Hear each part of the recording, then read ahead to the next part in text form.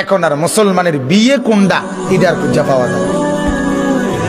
পুরা অনুষ্ঠানের মধ্যে সবই হয়েছে, বিয়ে হয়েছে কোনানে এটার কয়ে পাওয়া যায়। বুঝেন নাই কথা?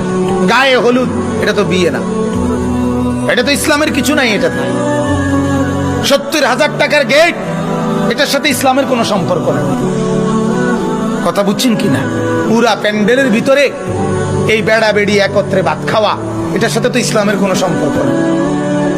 পুরা অনুষ্ঠানটা ভিডিও হওয়া বেড়া বেড়ির, এটার সাথে তো ইসলামের কোনো সম্পর্ক নেই।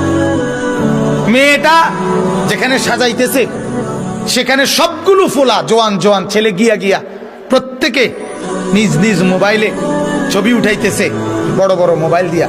এটার সাথে ইসলামের কোনো সম্পর্ক আছে? নাই। ছেলেটা যেখানে বর বয়াইছে, হ্যাঁ, তার লগে যে জোয়ান জোয়ান বেড়ি মহিলা মেয়ে এই অসভ্য করে যে লগে বসাইলো, হ্যাঁ, কতগুলো জানোয়ার, কতগুলো নর্তকী পাশে যে বসাইলো, এটার সাথে ইসলামের কোনো সম্পর্ক আছে?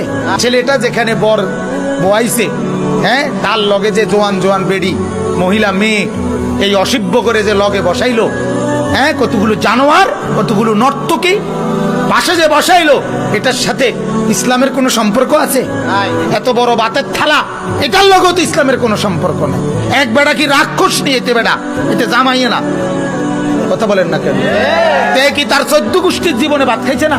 তার এতুটি বাদ দিলেন কেন? আশ্চর্য কথা আপনি বলেন।